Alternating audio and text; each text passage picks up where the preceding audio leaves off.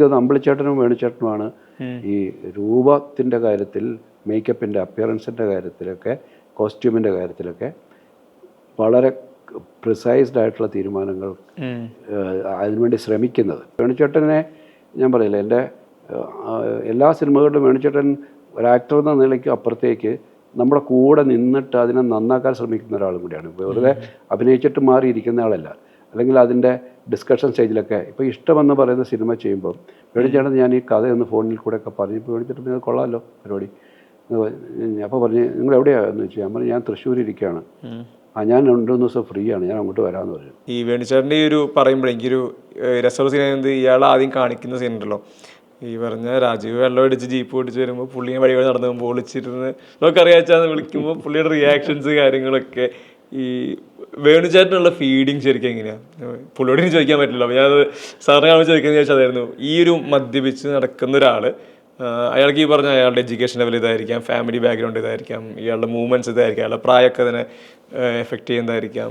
ഈ വേണുചേട്ടനോട് ഈ പറഞ്ഞ ക്യാരക്ടറിനെ ഫീഡ് ചെയ്യുന്നത് പെർട്ടിക്കുലർ ഷോട്ടുകൾ. ഇപ്പോൾ ഒരു രസമുള്ള ഷോട്ടാണ്, വേണുചേട്ടൻ്റെ വയറിൽ ആരട്ടം കിടന്ന് സൗണ്ട് കേട്ടിട്ട് എടുത്ത് ചിരിച്ചോണ്ട് രണ്ടുപേരും എണീക്കുമ്പോൾ അത് ടൈറ്റ് ചെയ്യുന്ന നേരെ വൈഡിലോട്ട് മാറുന്നത്. ഈ വേണുചേട്ടനെ ഫീഡ് ചെയ്യുന്ന മൊമെന്റുകൾ ഇങ്ങനെയാണ്. അല്ല, വേണുചേട്ടനെയൊക്കെ നമ്മളങ്ങനെ വലിയ ഫീഡിങ്ങിൻ്റെ ആവശ്യമില്ല. കാരണം അവർ വളരെ സീസൺഡ് ആക്ടേഴ്സ് അല്ലേ.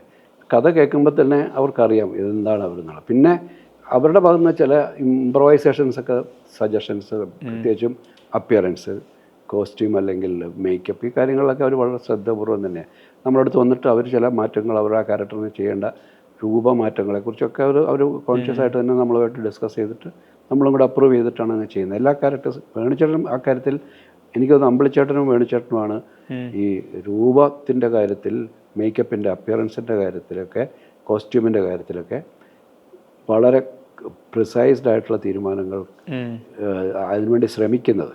ഇപ്പം അമ്പിളിച്ചേട്ടനാണെങ്കിൽ ലൊക്കേഷന് വന്ന് കേട്ട് അപ്പോൾ അമ്പിളിച്ചേട്ടൻ ഇങ്ങനെ പറന്ന് നടന്ന് സിനിമകൾ ചെയ്യുന്ന ആൾക്കാരാണല്ലോ. ഒരു ക്യാരക്ടർ ചെയ്യുന്നതിൻ്റെ ഇടയിൽ 10 വേറെ സിനിമകളും കൂടെ ചെയ്യുന്നുണ്ടാവും. പക്ഷേ നമ്മുടെ അടുത്തേക്ക് വരുമ്പോൾ, അല്ലെങ്കിൽ ഏത് ലൊക്കേഷനും അങ്ങനെ ആയിരിക്കും, എൻ്റെ എക്സ്പീരിയൻസ് വെച്ചിട്ട് അമ്പിളിച്ചേട്ടൻ വന്ന ഉടനെ നമ്മുടെ അടുത്ത് ഇരുന്നിട്ട് വന്ന ഉടനെ എന്താണ് സാർ കഥ, എന്താണ് കളി എന്നൊക്കെ ചോദിച്ചാൽ വരുന്നത്. അപ്പോൾ നമ്മൾ ആ ക്യാരക്ടർ പറഞ്ഞു കഴിഞ്ഞാൽ ഓക്കെ സാർ, ഞാൻ പോയിട്ട് വരാം. പുള്ളി അങ്ങോട്ട് അപ്പുറത്ത് പോയി കുറച്ച് കഴിയുമ്പോൾ മേക്കപ്പ് മാനും പുള്ളി ഇങ്ങോട്ട് വരികയും പുള്ളി ഒരു അപ്പിയറൻസ് നമ്മളെ കാണിച്ചു തരും. എന്തെങ്കിലും പുള്ളിയുടെ ആ ക്യാരക്ടറിന് പറ്റുന്ന ഒരു രൂപത്തുമായിട്ട് പുള്ളി നമ്മുടെ മുമ്പിലേക്ക് വരും. ഇതൊക്കെയാണോ സാർ എന്ന് പറഞ്ഞാൽ നമുക്ക് ഓക്കെ ആണെങ്കിൽ ഓക്കെ, അല്ല മാറ്റം പറഞ്ഞാൽ അത് ചെയ്യും. അങ്ങനെ അതിന് വേണ്ടിയിട്ടാണ്. കാരണം എല്ലാ ക്യാരക്ടേഴ്സും ഒരുപോലെ ഇരിക്കുന്നത് നിർബന്ധമുള്ള. വേണുചേട്ടൻ അങ്ങനെയാണ്. വേണുചേട്ടൻ കൃത്യമായിട്ട് ഓരോ ക്യാരക്ടറിന് വേണ്ടിയിട്ട് ആ രൂപത്തെ നേരത്തെ അറിയുകയാണെങ്കിൽ, അത് മിക്കവാറും വേണുചേട്ടൻ നേരത്തെ ക്യാരക്ടറിനെ കുറിച്ച് അറിയാറുണ്ട്. അപ്പോൾ അതനുസരിച്ച് മേക്കപ്പ് മാനെയൊക്കെ വിളിച്ച് അതിന് വേണ്ട അപ്പിയറൻസിന് വേണ്ട മാറ്റങ്ങൾ, മീശയോ വിഗോ അല്ലെങ്കിൽ കോസ്റ്റ്യൂമിൻ്റെ അതൊക്കെ അവരും കൂടെ അതിനകത്ത് ഇൻവോൾവ് ആകും. കാരണം അത്രമാത്രം ഓരോ ക്യാരക്ടറിനെയും അവർ വ്യത്യസ്തമാക്കാൻ ആഗ്രഹിക്കുന്നുണ്ട്. കാരണം എല്ലാ സിനിമയിലും ഒരേ ആൾ നിൽക്കുമ്പോൾ എല്ലാവരും ഒരേപോലെ ഇരിക്കാൻ പാടില്ല എന്നുള്ള നിർബന്ധം കൂടെയുണ്ട്. എൻ്റെ എല്ലാ സിനിമകളിലും ആ വ്യത്യസ്തത എൻ്റെ പേഴ്സണലുള്ള എക്സ്പീരിയൻസിൽ അങ്ങനെ മാറ്റങ്ങൾ ഉണ്ടായിട്ടുണ്ട്. ഇപ്പോൾ വേണുചേട്ടൻ്റെ അടുത്തൊക്കെ നമ്മൾ ഒരു ക്യാരക്ടറിനെ അങ്ങോട്ട് പറഞ്ഞ് കൊടുത്തു കഴിഞ്ഞാൽ, ഇപ്പം ഞാൻ പറയാം, കമലദളത്തിലെ വേറെ 2-3 സീനിൽ വരുന്ന ക്യാരക്ടറാണ് വേലായുധൻ. ആ വേലായുധനെയും പുള്ളി പെട്ടെന്ന് ഒരു ലൊക്കേഷനിൽ വെച്ചിട്ട് എൻ്റെ അടുത്ത് ഷോട്ട് എടുക്കാൻ നേരത്തെ പറഞ്ഞു ഒരു വാച്ച് കിട്ടുമെന്ന് ചോദിച്ചു. അപ്പോൾ പുള്ളി മൊത്തം ഇങ്ങനെ തപ്പി അവിടെ ഇങ്ങനെ പുള്ളി പെട്ടെന്ന് ഒരു വാച്ച് കണ്ട് എൻ്റെ ഒരു അസിസ്റ്റൻ്റ് കയ്യിൽ. ആ വാച്ച് ഇങ്ങനെയൊക്കെ പറയും. അതൊരു ഇച്ചിരി ഗോഡിയായിട്ടുള്ള, ഇച്ചിരി ഗോൾഡൻ. ഇയാൾ അങ്ങനത്തെ ഒരു സ്വഭാവമുള്ളതായിരിക്കും. തിളക്കമൊക്കെ കളിക്കാവുന്ന, അയാളുടെ അപ്പിയറൻസ് കൊണ്ട് അയാൾക്ക് അത് ഇമ്പ്രസ് ചെയ്യാൻ പറ്റാത്ത ഒരാളായിരിക്കാം അയാൾ.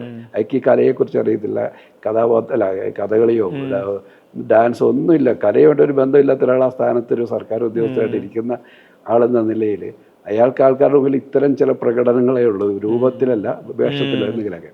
അപ്പോൾ അത് അങ്ങനെയാണ് ഓരോരുത്തരും അത് ചൂസ് ചെയ്തെടുക്കുന്നത്. ചിലപ്പോൾ ചില കണ്ണാടികളൊക്കെ പെട്ടെന്ന് ലൊക്കേഷനിലോ ആരെങ്കിലും ഷൂട്ടിംഗ് കാണാൻ ഇരിക്കുന്ന ആ കണ്ണാടിയിൽ നിന്ന് മേടിച്ചു തരാമോ എന്ന് പറയും. അങ്ങനെ ആ കണ്ണാടി മേടിച്ചാൽ അയക്ക് വേറെ കണ്ണാടി മേടിച്ചു കൊടുക്കും. അങ്ങനെയൊക്കെയാണ് ഇവർ പിക്ക് ചെയ്യുന്നത്. ചില ക്യാരക്ടേഴ്സിന് വേണ്ട ചില എലമെൻറ്റ്സൊക്കെ പിക്ക് ചെയ്തെടുക്കണം. അപ്പോൾ അവരോടൊക്കെ നമ്മളിങ്ങനെ വളരെ ഡീറ്റെയിൽ ആയിട്ട് പറയണ്ട. നമ്മൾ തമ്മിൽ ഡിസ്കഷൻസ് നടക്കും. പക്ഷേ അതിനെ അവർക്ക് ഒരു വഴക്കത്തിലേക്ക് കൊണ്ടുവരാൻ എളുപ്പമാണ്. അവരെ നമുക്ക് കൃത്യമായിട്ട് ആ രീതിയിൽ മോൾഡ് ചെയ്തെടുക്കാൻ പറ്റും. ഇതെനിക്ക് ചോദിക്കാനുള്ളത്, ഈ മോഹൻലാൽ നെടുമുടിയാണ് കോമ്പിനേഷൻ പല ആവർത്തി നമ്മൾ കണ്ടതാണ്, അങ്ങനെ പല എക്സ്ട്രീമുകൾ കണ്ടത്. ഇപ്പോൾ ഭാരതത്തിൽ നമ്മൾ കാണുന്നുണ്ട്. ഇസൈനസ് അബ്ദുള്ളയിൽ വേറൊരു ഡൈനാമിക്സ് ആണ്. ദശരഥത്തിൽ ഭയങ്കര ഒരു അത്രയും സൂപ്പർ കൂൾ മനുഷ്യന്മാരാണ് ഇവർ രണ്ടുപേരും. ഈ ആസ് എൻ ഓഡിയൻ ഓഡിയൻ എന്നുള്ള വാക്ക് തെറ്റാ, ഓഡിയൻസ് പേഴ്സ്പെക്റ്റീവിൽ നിന്നുകൊണ്ടും മേക്കർ എന്ന രീതിയിലൊക്കെ പുറത്തുനിന്ന് കാണുന്നത് സ്വന്തം സിനിമയാവട്ടെ മറ്റു സിനിമകളാവട്ടെ ഈ ഒരു കോമ്പിനേഷൻ ഇതിലിപ്പോൾ പറഞ്ഞ പോലെ ആവർത്തിക്കപ്പെടാതിരിക്കാനുള്ള ശ്രമങ്ങൾ രണ്ടുപേരും സൈഡിൽ നിന്നുണ്ട്. ഈവൻ കൈയണക്കെന്താവട്ടെ, നോക്കെന്താവട്ടെ, ചിരിക്കെന്താവട്ടെ, ഈ കോമ്പിനേഷന് ഒരു പേഴ്സണൽ ഫേവറേറ്റ് ആയിട്ട് എങ്ങനെയാണ് കാണുന്നത് ശരിക്കും? അല്ല, എനിക്ക് ഇവർ രണ്ടുപേരുമായിട്ടും വളരെ പേഴ്സണലായിട്ടുള്ള അടുപ്പം ഉണ്ട്. അതുകൊണ്ട് വളരെ അങ്ങനെയുള്ളവരോട് നമുക്ക് വളരെ ഈസി ആയിട്ട് കമ്മ്യൂണിക്കേറ്റ് ചെയ്യാൻ പറ്റും. നമ്മൾ പറയുന്നതിൻ്റെ എന്താണെന്ന് പറയുന്നതിന് മുമ്പേ മനസ്സിലാക്കുന്നവരാണ് അവർ. വേണിച്ചേട്ടനാണെങ്കിലും ലാലാണെങ്കിലും അങ്ങനെ നമ്മളെ മുരളി അങ്ങനെ എല്ലാവരും നമ്മളവിടെ സ്ഥിരമായിട്ട് കൂടെ വർക്ക് ചെയ്തുകൊണ്ടിരിക്കുമ്പോൾ നമ്മുടെ ഒരു നോട്ടം കൊണ്ട് ഇപ്പോൾ ഒരു ഷോട്ട് കഴിഞ്ഞിട്ട് ഇത് ഓക്കെയാണോ അല്ലയോ എന്ന് നമ്മുടെ മുഖം കാണുമ്പോൾ അവർക്കറിയാം.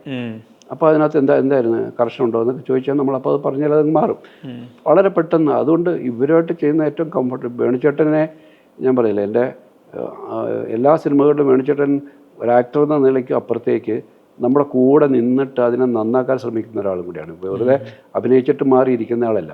അല്ലെങ്കിൽ അതിൻ്റെ ഡിസ്കഷൻ സ്റ്റേജിലൊക്കെ ഇപ്പോൾ ഇഷ്ടമെന്ന് പറയുന്ന സിനിമ ചെയ്യുമ്പോൾ വേണിച്ചേട്ടൻ ഞാൻ ഈ കഥയൊന്ന് ഫോണിൽ കൂടെയൊക്കെ പറഞ്ഞപ്പോൾ വേണിച്ചേട്ടൻ ഇത് കൊള്ളാമല്ലോ പരിപാടി. അപ്പോൾ പറഞ്ഞ് നിങ്ങൾ എവിടെയാണെന്ന് ചോദിച്ചു. ഞാൻ പറഞ്ഞു ഞാൻ തൃശ്ശൂർ ഇരിക്കുകയാണ്.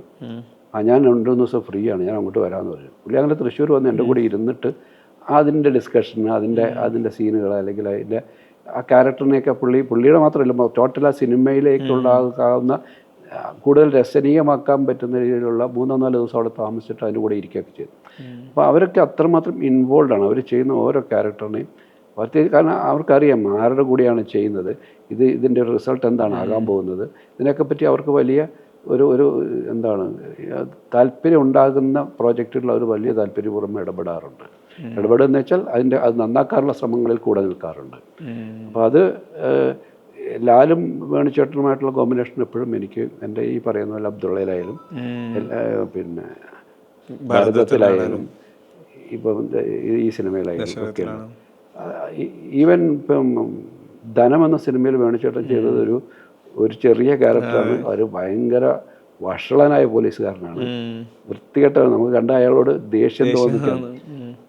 അതിനെയൊക്കെ സാധാരണ ചിലപ്പോൾ പെട്ടെന്ന് അത്രയും വേണോ അത് പുള്ളി അത് ഏറ്റവും വഷളക്കാരൻ നോക്കുകയുള്ളൂ അങ്ങനെ ചെയ്യുന്ന. അപ്പം ഇവർ ശരിക്കും നമുക്ക് വളരെ ഏറ്റവും എന്താണ് കംഫർട്ടബിളായിട്ട് വർക്ക് ചെയ്യാൻ പറ്റുന്ന ആക്ടേഴ്സാണ്. പ്രത്യേകിച്ച് ഇവരുടെ കോമ്പിനേഷൻ നമുക്ക് എപ്പോഴും എനിക്ക് വളരെ രസിച്ച് ചെയ്യുന്ന സീനുകളായിരിക്കും.